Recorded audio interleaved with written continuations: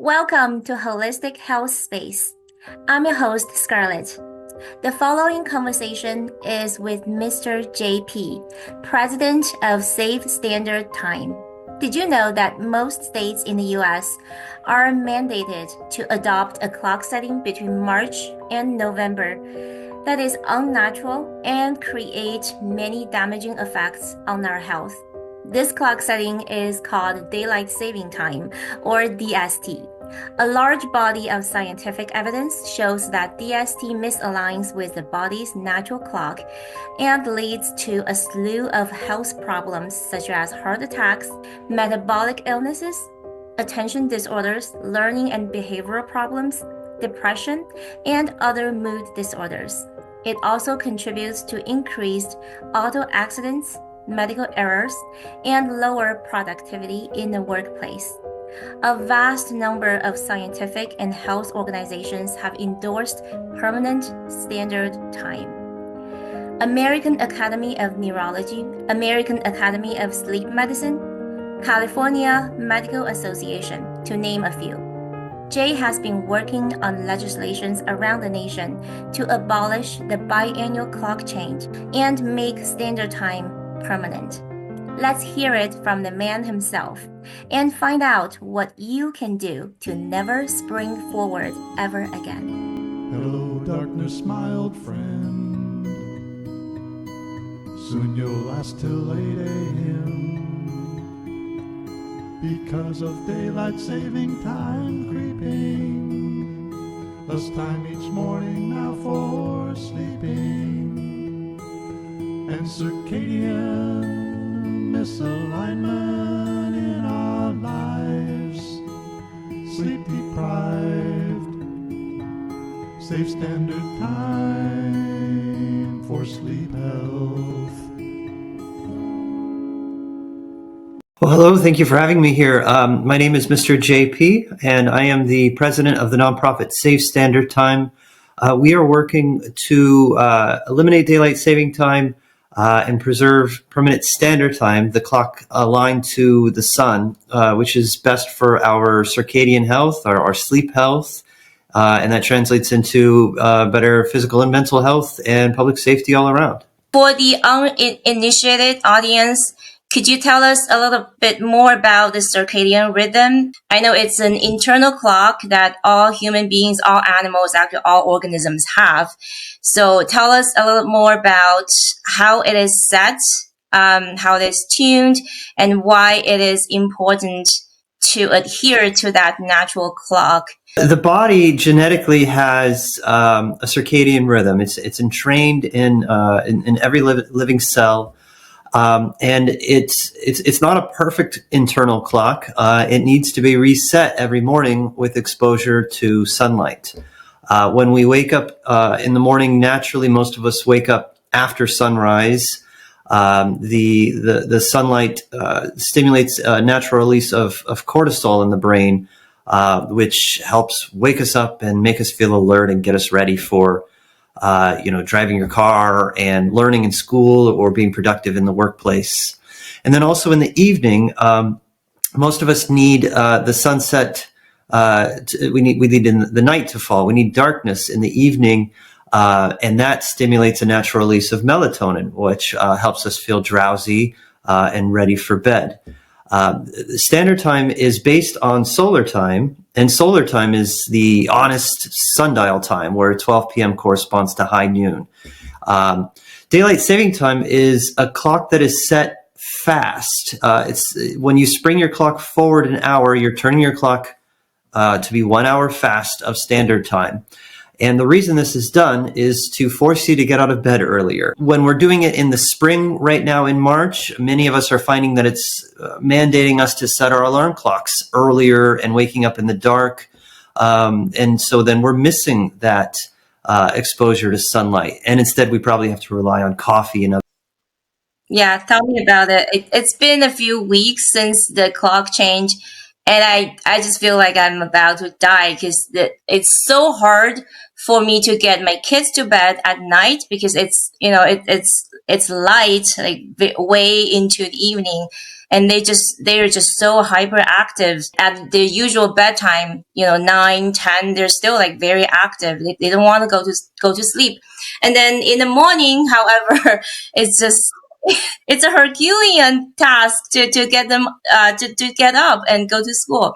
Yeah, I totally agree with you. It's not a natural thing to do, and it's not just about the clock change. It's the time after the spring forward period.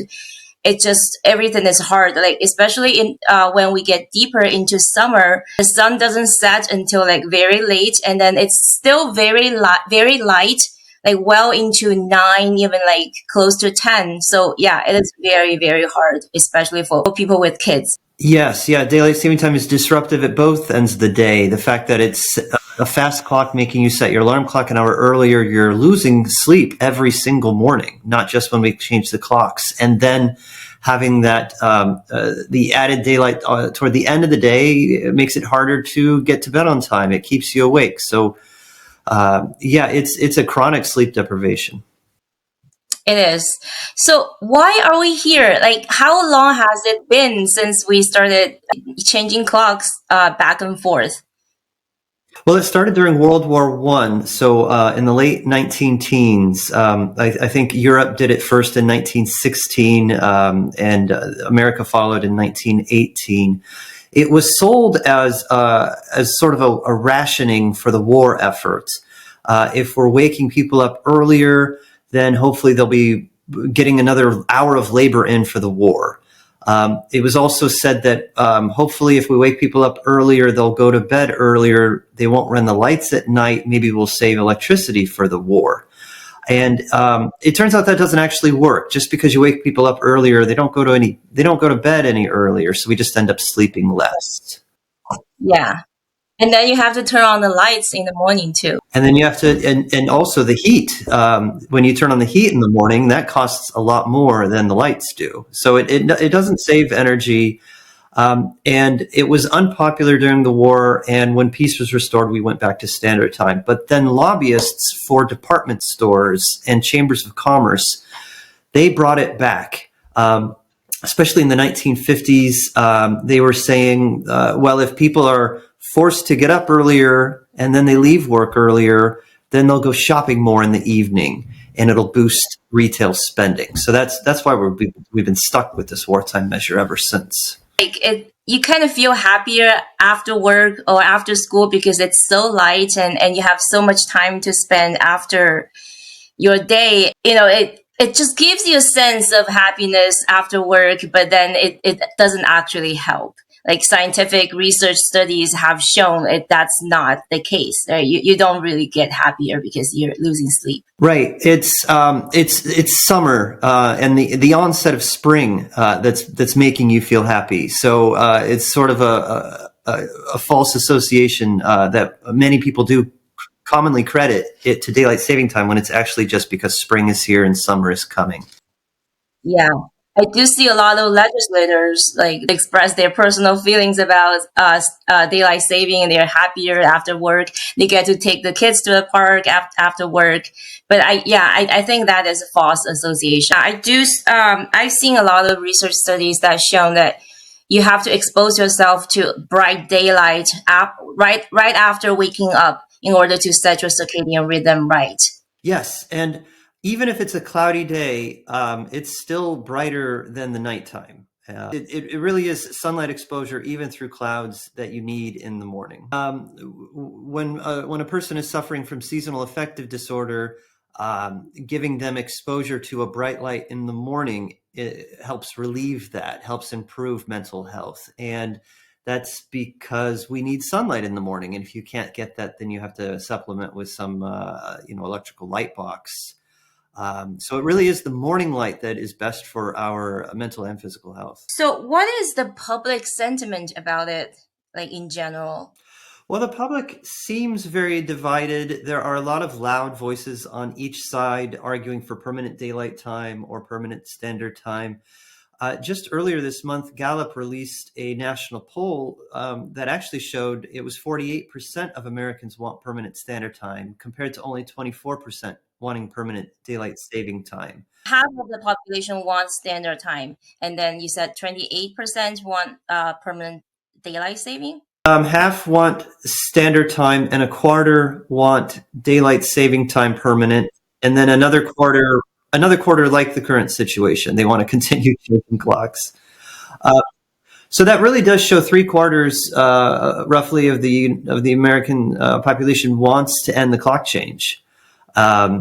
So it's very clear that the majority want to end the clock change. And then we find that about half want permanent standard time and a quarter want permanent daylight time. But there are loud voices on each side that distort the perception of what's popular. We can also look at history and find that permanent standard time lasts for decades when we put it into practice.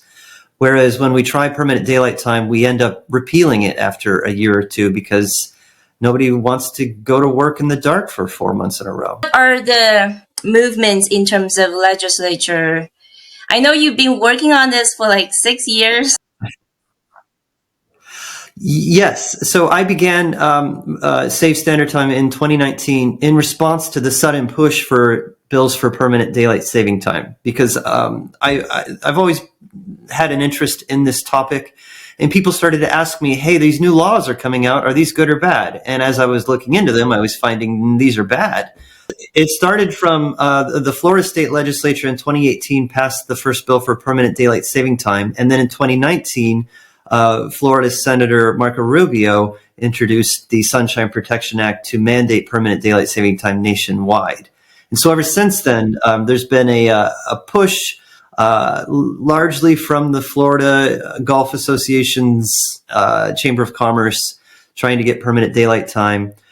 Since we began our work at Safe Standard Time, though, we've increased the number of bills for permanent standard time by threefold, and we've decreased the number of bills for permanent daylight time. So we're starting to tip the scales in our favor, but it's been a long, hard fight to get permanent standard instead of permanent daylight time. And so this is happening in the state legislatures and in Congress. I think we have 30 bills in 20 states right now looking at permanent standard time. And permanent standard time is federally pre-approved. You can pass it and end the clock change right now.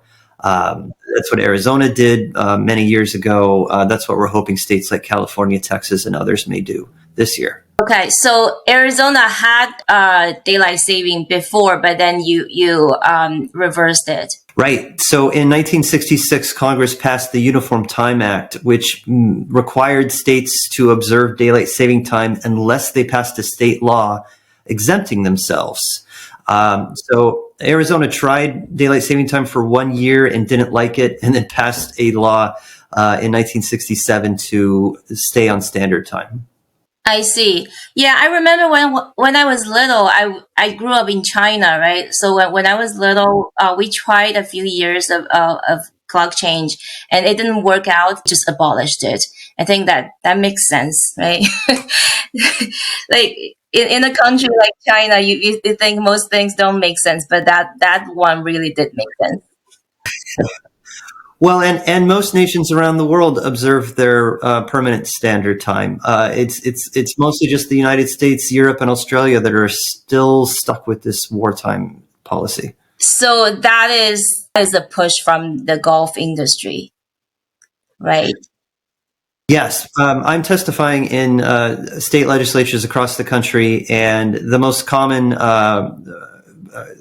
lobbyists to show up in support of daylight saving time is from the state golf associations. So again, daylight saving time is a hidden mandate to wake up earlier, which means you're going to work earlier and you're leaving work earlier. Now, if you really want to go to work an hour early, I would say let individuals choose to do that rather than changing the clock and making people do it. Yeah, not some mandate across the board. Yeah, we should be honest about the clock, set the clock objectively to the sun as closely as possible, and that's what permanent standard time is. And then businesses can decide if they want to open their doors earlier or later, if they want to let their employees come in earlier or later. And especially if you're interested in golfing after work, why not come into work an hour early and leave work an hour early? when I was working in an office setting, I would commonly ask the boss, could I come in an hour later? And they would say no. But if I were to ask my boss, could I come an hour earlier? They'd say, yeah, come on in. So it's harder to opt out of daylight saving time on a personal level. It's easier to have a personal opt in if that's what someone truly desires. You're saying like a lot of states have been kind of pushing back and forth. So initially in 2019 and 2020 especially, there was a large push for permanent daylight saving time that came out of Florida and jumped over to Washington, and it kind of started to envelop the country from those two corners of the land. And it was mainly pushed by the lobbyists for golf and also the emotional attachment to summer. People say, I want to end the clock change. Which clock should we keep? Well, I like summer. Let's keep the clock that we do in summer. But keeping the clock that we do in summer will not magically turn winter. Yeah, it doesn't bring summer back in the winter. No, yeah, it just makes you wake up early in the dark. We've been working to get the legislation to change into permanent standard time instead. The challenges with that is because it's already pre-approved by federal law, it can go in effect right away. And then people get nervous about, if we're in Missouri and we do this, what about Kansas? Because Kansas City Metro straddles the state lines. If we're in Oregon and you're in Portland, the Portland Metro straddles the line with Washington. So people get nervous about going it alone. We have a fix for that, though.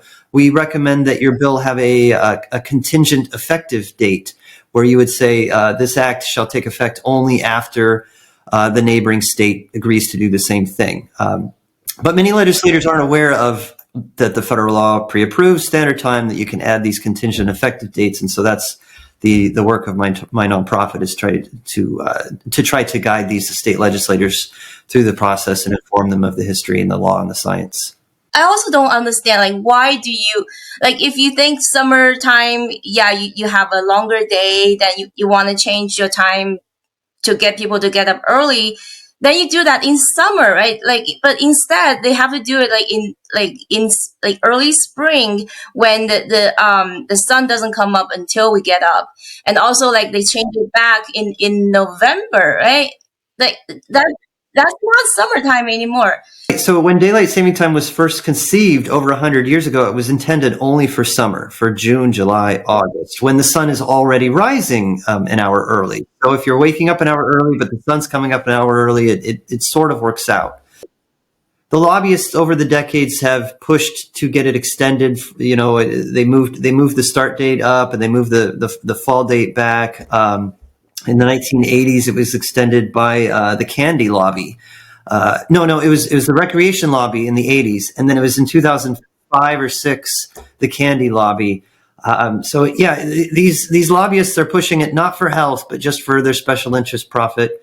Which is what lobbyists for corporations are designed to do. So But does that affect the candy industry? Well, in 2005, they argued that if they pushed the fallback out of October and into November, then Halloween would be sunnier and they might sell more candy for Halloween, which didn't make sense to me. When I would go trick-or-treating, you wanted it to be dark and spooky out. It didn't make sense to me, but apparently it made sense to Congress because they approved it, and it's now 7 3/4 months long. It's terribly long. We see car accidents increase when we spring forward in March and into April.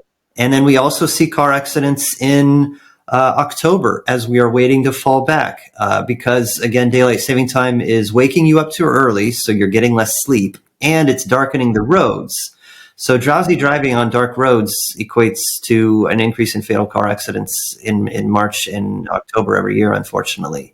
And it's often school children who are walking or riding their bike to school or waiting for the bus, unfortunately. There's a lot of research papers that if people are interested, they can check them out. There's just so vast amount of literature on your side, basically. Yes, we have an extensive website at safestandardtime.com. We have some essays written, and we have links. We have a bibliography with 1,000 sources cited.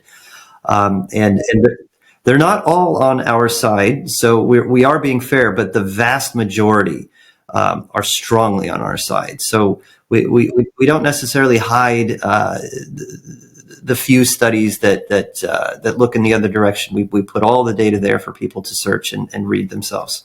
What are the counter arguments, though? Well, people say that they think that daylight saving time might increase exercise, and the data doesn't show that.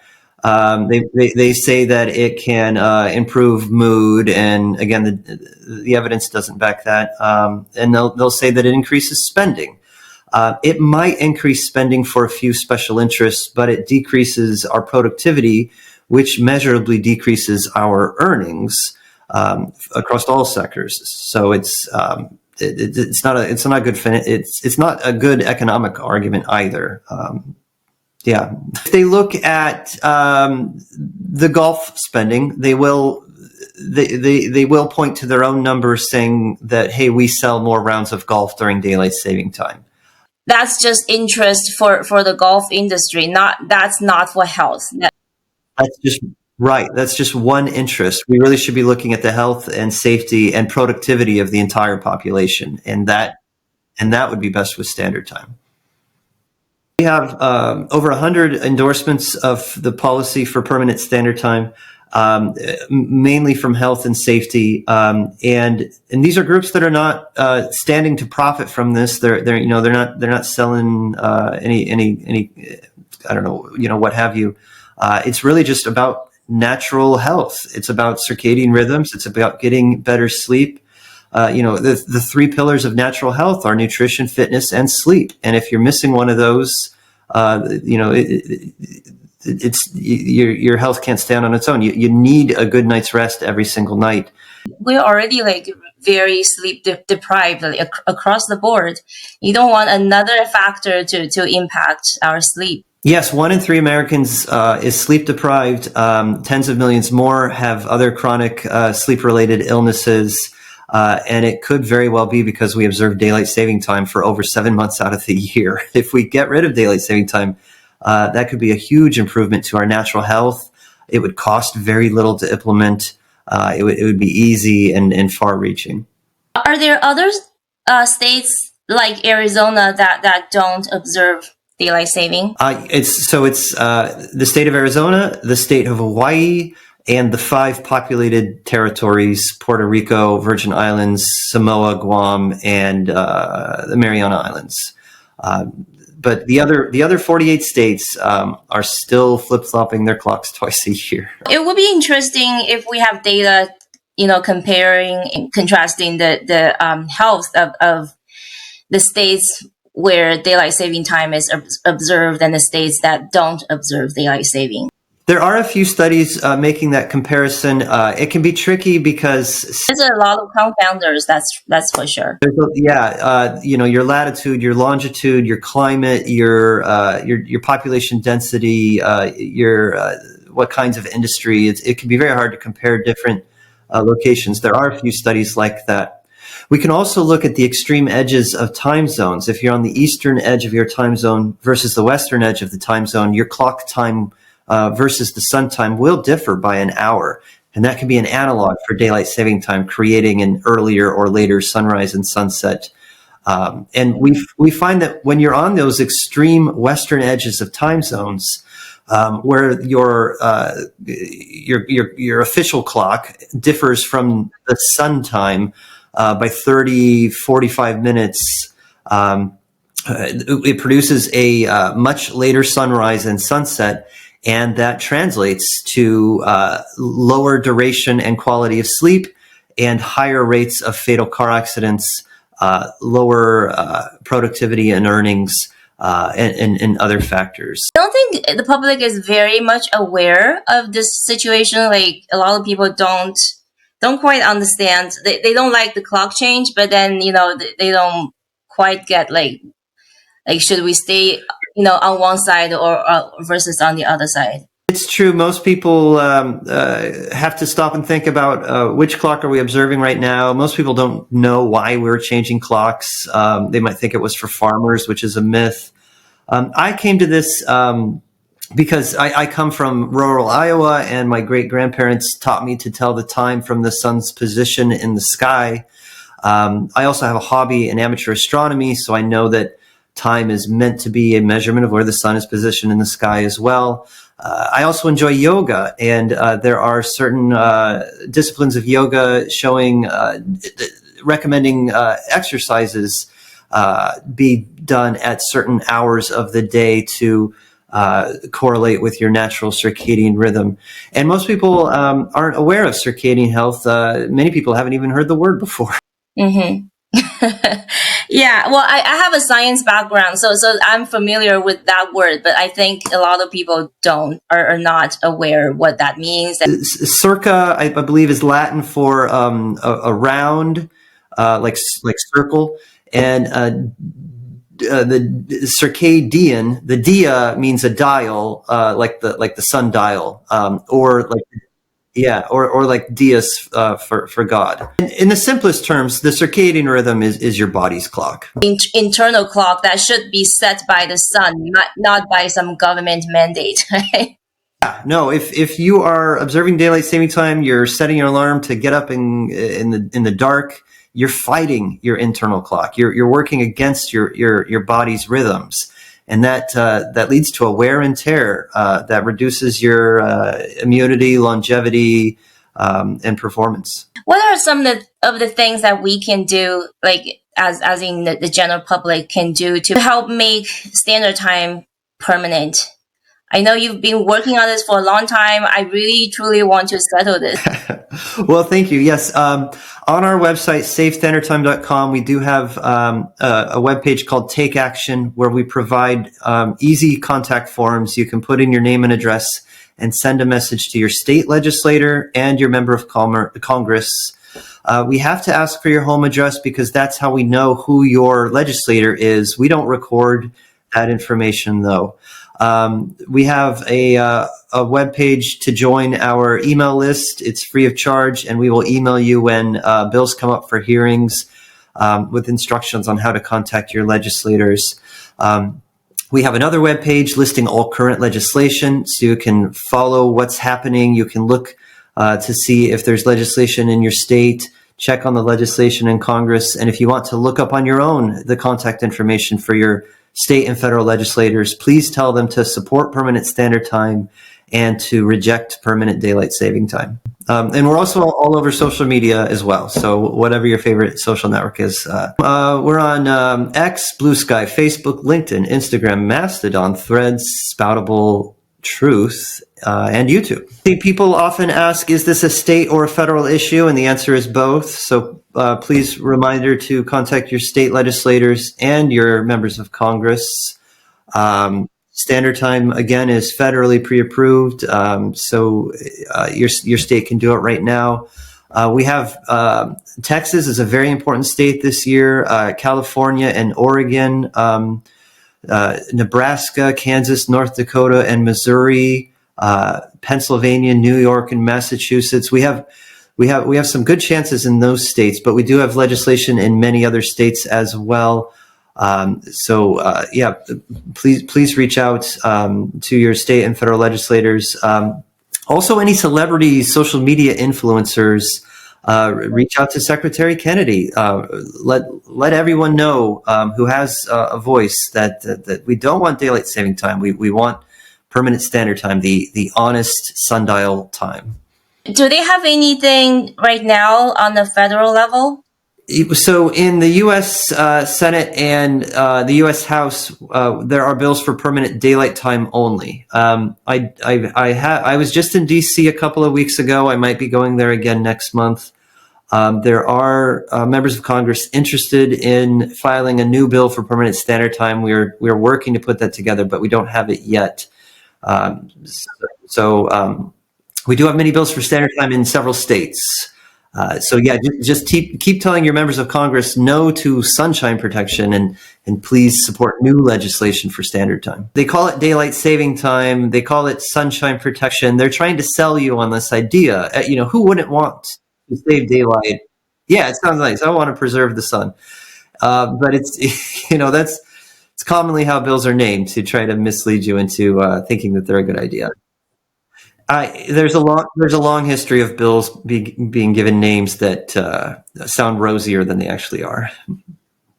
Well, before a vote would occur, there would need to be a hearing. So there hasn't yet been a hearing. And some people might recall in 2022 that Senator Rubio kind of sneaked his bill forward without a hearing.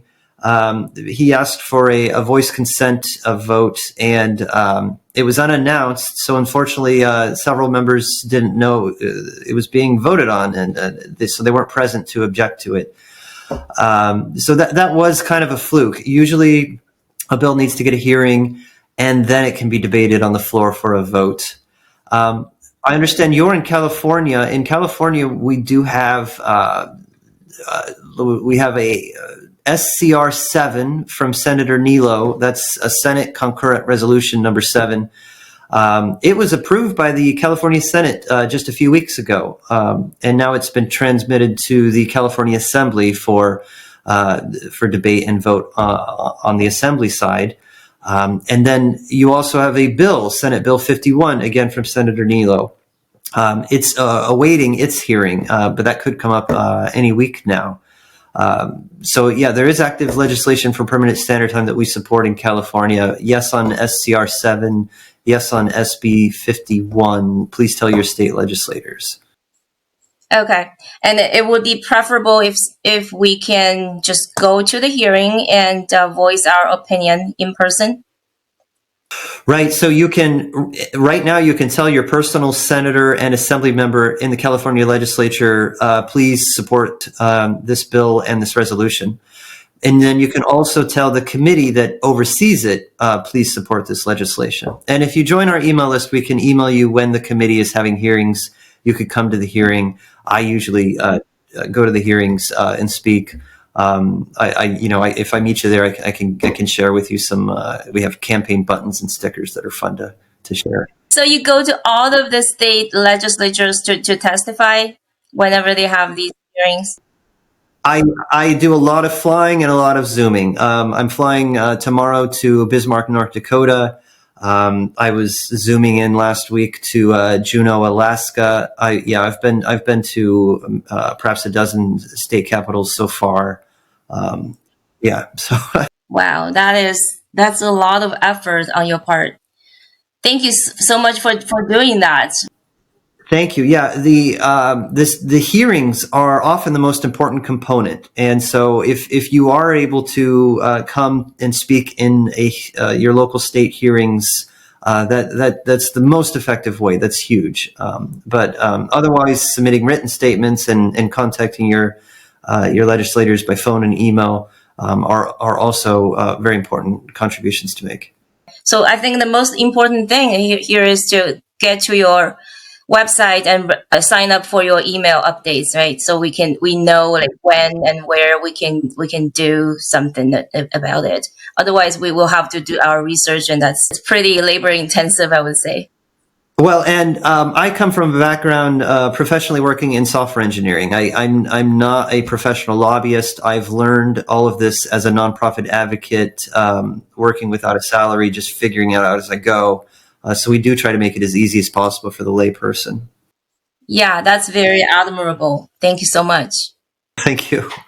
I'll mention too, I don't know if we touched on that, the United States has already tried permanent daylight saving time. Historically, we tried it last in the 1970s, and we didn't like it. We in 1973, President Nixon asked Congress, in response to the oil crisis, we need to save energy.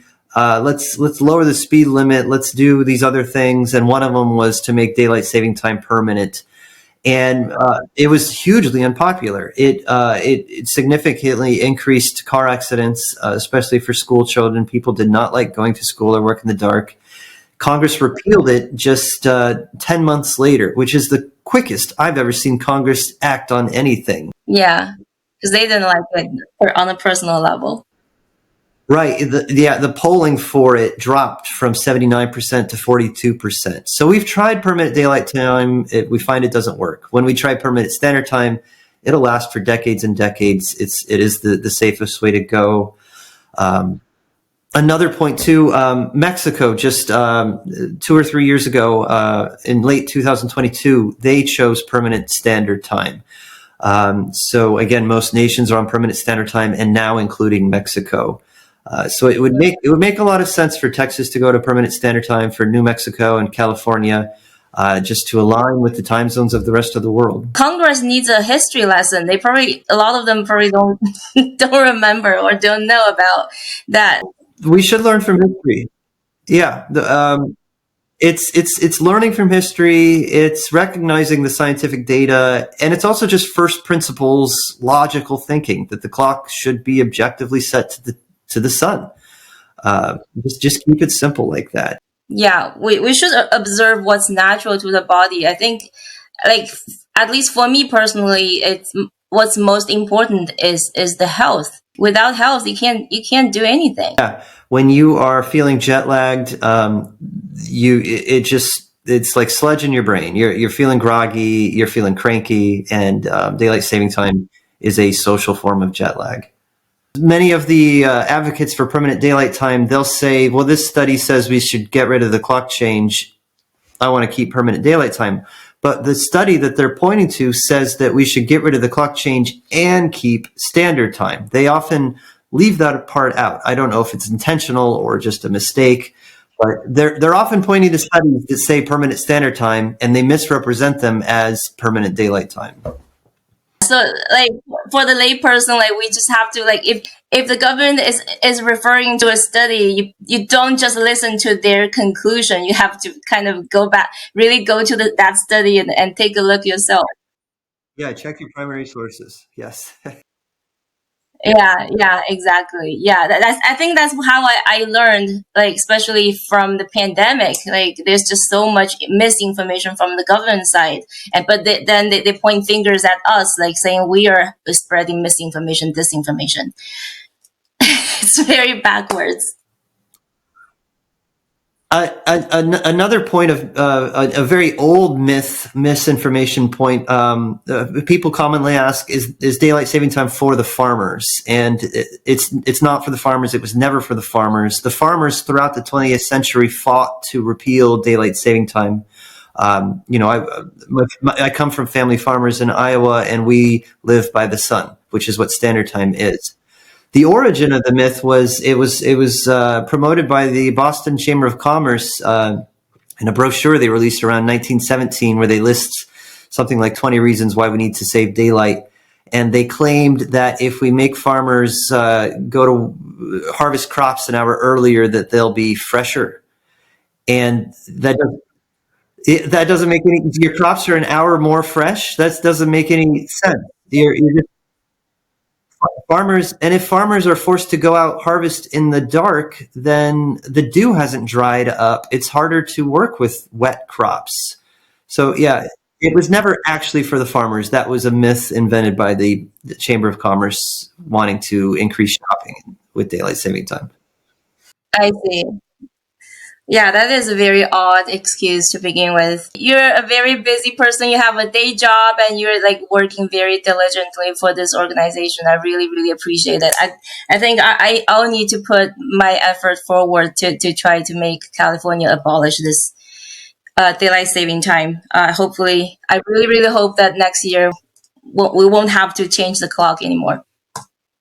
Right. If California passes SB 51, then the clock will fall back in November and never spring forward again. We can end daylight saving time by the end of this year with Senate Bill 51 in California. Yeah, and several others in other states. Mm-hmm. SB 51. Okay. I'll tell all of my friends right now. Yeah, to all of my friends, everybody in my vicinity, to for them to support SB 51. Like, before March something, before the clock change, I didn't put too much thought about it. But then, right after the clock change, I was like, I don't want this to happen again next year. Okay, thank you so much. And do let me know if there's anything I could help with. I would love to contribute to this cause. Thank you so much. Safe travel. Thank you, thank you, and again, I appreciate your time on this conversation today. I appreciate any visibility that anybody can bring to this issue. It's so important. It really affects everyone. So permanent standard time can be a huge benefit to public health and safety. Have a good day. Hello, darkness, my old friend. Soon you'll last till 8 a.m. because of daylight saving time creeping. Thus time each morning now for sleeping. And circadian misalignment in our lives. Sleep deprived. Safe standard time for sleep health.